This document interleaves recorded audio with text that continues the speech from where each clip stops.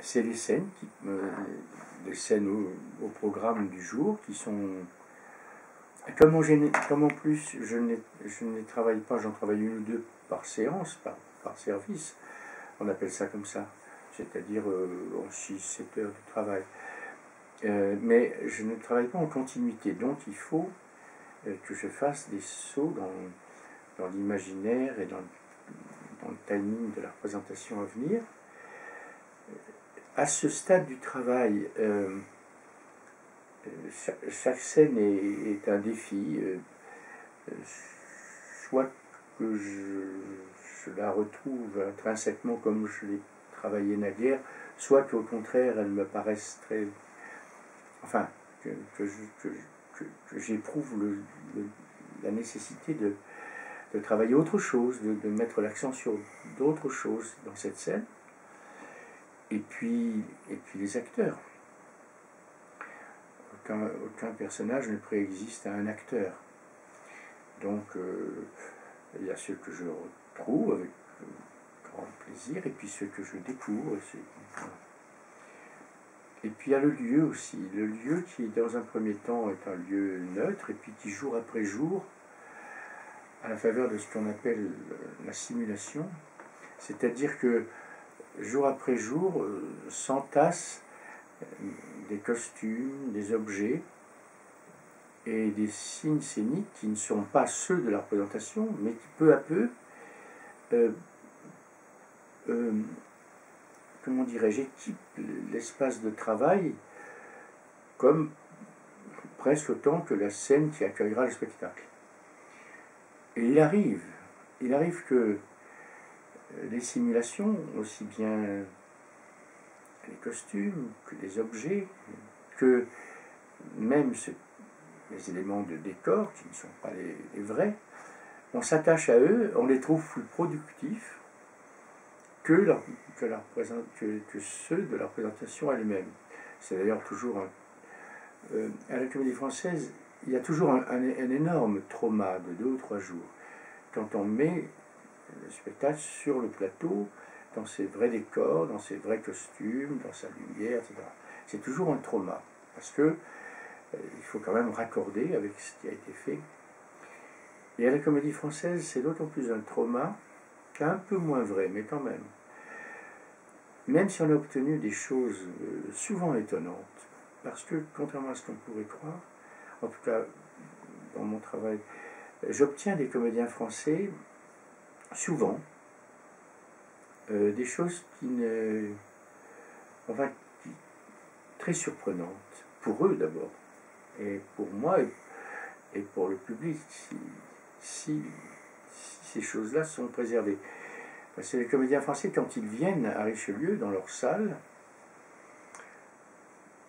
pour retrouver la disponibilité, la fragilité, la mise en péril consentie de la salle de répétition, c'est très difficile. D'autant que la salle de répétition apparemment est vide, mais en fait elle est pleine de piliers très propices à l'observation de camarades plus ou moins bienveillants. Donc ils se sentent cernés, épiés, et quelquefois je ne parviens plus du tout à les retrouver tels qu'après 6-8 semaines de répétition. Voilà. C'est très très très... Donc il y a le double trauma. Est-ce que ce décor, enfin tous les ingrédients de la représentation tels qu'on les a rêvés, tels qu'on les a décrits les premiers jours de répétition, vont être en harmonie avec ce qu'on a bricolé jour après jour en répétition? C'est vrai qu'il y a des spectacles dont je me suis dit, comme ils auraient été... que j'aurais préféré donner dans le... Il ne faut pas exagérer quand même, mais quelquefois je me suis dit, comme ce spectacle, ça aurait été bien de le garder, de le préserver dans l'espace des répétitions, c'est-à-dire cet espace qui jour après jour comment dirais-je, par strates successives, par sédimentation successive, devient le lieu matriciel, le lieu où s'engendre, où se rêve, où se récuse, où s'affronte. Voilà. C'est assez étonnant. Un lieu de répétition, quand on le quitte, c'est très bouleversant d'une certaine façon. C'est là où c'est né, quoi. C'est là où. Alors après, il faut quelques jours pour que ce soit le plateau qui prenne le relais et que le plateau devienne un lieu aussi passionnel, aussi intense, aussi incarné, aussi que le lieu de répétition. C'est généralement le cas. Mais c'est toujours. Et donc là, ça tombe très bien parce que nous quittons le lieu de répétition pour y revenir, mais autrement, le 18 juin, tiens. Et puis pour retrouver le plateau directement, sans intermédiaire, le 17 octobre. Donc, voilà.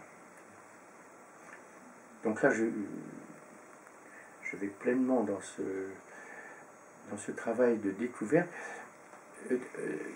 Et j'inverse un peu.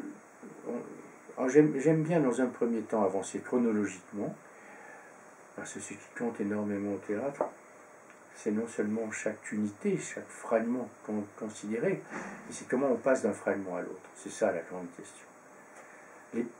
Le passage et le rythme, c'est les deux grands enjeux de la présentation.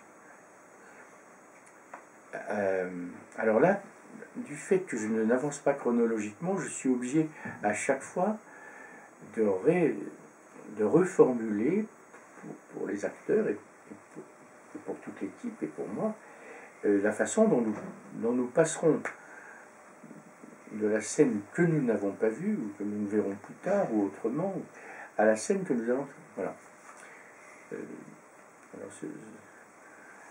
Alors normalement, en principe, les répétitions vaillent que vaillent, mais c'est de moins en moins facile parce que les comédiens sont de plus en plus retenus sur tous les terrains, dans tous les domaines. Donc il faut s'habituer à avancer un peu à la fortune en fonction des circonstances, ce qui est très troublant. Mais normalement on avance chronologiquement, souvent j'en ai fait une condition de travail au début, et puis après on fait ce que nous faisons nous dès le départ, on regroupe par unité ou par thème les différentes scènes. Ce par quoi nous commençons en ce moment. Donc tout ça, mais c'est bien de se mettre en... dès qu'il y a habitude, dès qu'il y a méthode scrupuleusement reconduite, dès qu'il y a... on est en grand danger. On est de toute façon en grand danger toujours. Mais le moins grand danger, c'est de le programmer, le danger. Si on ne le programme pas, si on croit le tenir à distance par une organisation, une précision, voilà. Alors c'est vrai aussi, par exemple, depuis quelques années, je travaille avec une équipe que je suis très heureux de retrouver, qui, à peu d'exceptions près, est une équipe très stabilisée. Mais là aussi, le fait que ce soit une équipe induit un certain nombre de complicité, de réflexes communs, mais il arrive un moment où ça pourrait devenir extrêmement dangereux. Donc il faut faire en sorte, si on travaille dans une certaine continuité, il faut mettre en péril cette continuité, la secouer, et si on travaille au contraire, ce qui est un peu mon cas, puisque je suis si souvent à l'étranger, avec des équipes que je découvre, en grande partie en tout cas, alors là il faut très vite, en peu de temps, s'inventer une mémoire commune, un rêve commun, un espace commun, un langage commun. C'est aussi un bel au jeu.